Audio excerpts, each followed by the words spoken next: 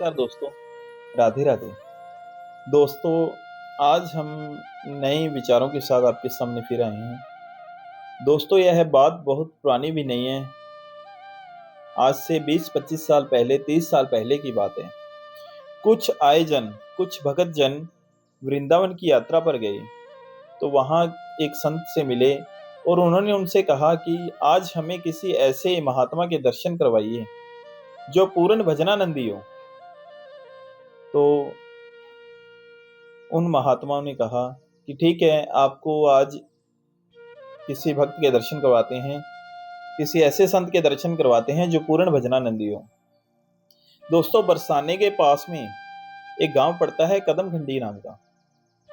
तो वहां एक संत रहते थे जो आज भी हैं, वहां कुटिया बनाकर रहते थे। तो उस बाबा की लंबी लंबी जटाएं जटाएं ऐसे जो धरती पर पड़ी हैं दोस्तों, इतनी लंबी जटाएं बाबा की, और बाबा अपने ही काम में व्यस्त। तो जब वह आयोजन बाबा की कुटिया पर गए तो बाबा वहां व्यस्त, किसी कार्य में व्यस्त थे, तो वह वहां इंतजार करते हुए बैठ गए। दोस्तों, क्या हुआ कि सुबह से शाम हो गई लेकिन बाबा अपने काम से नहीं हिले। तो उनमें से एक जन ने बाबा जी से कहा कि बाबा,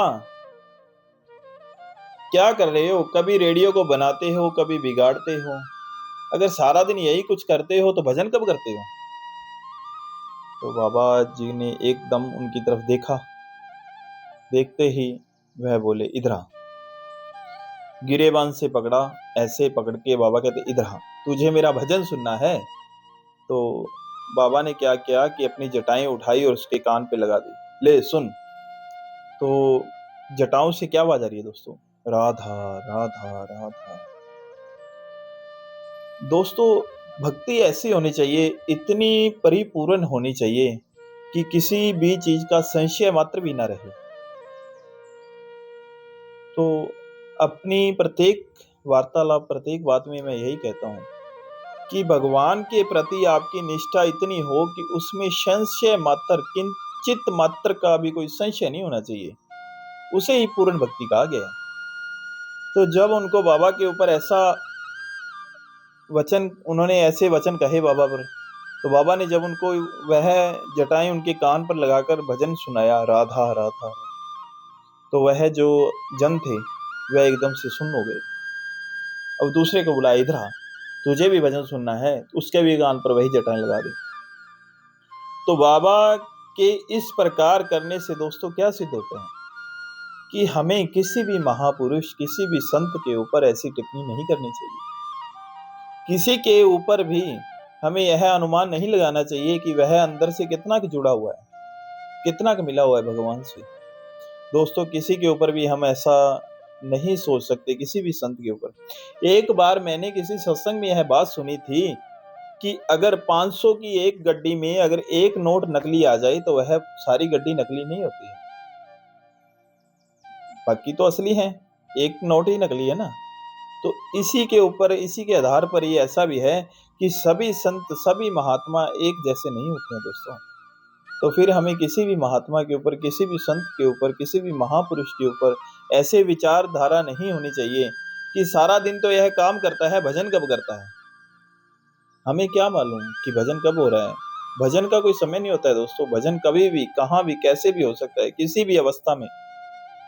तो इसी के ऊपर ही मेरे भी खुद के यही विचार हैं दोस्तों कि हमें निरंतर भजन करते ही रहना चाहिए।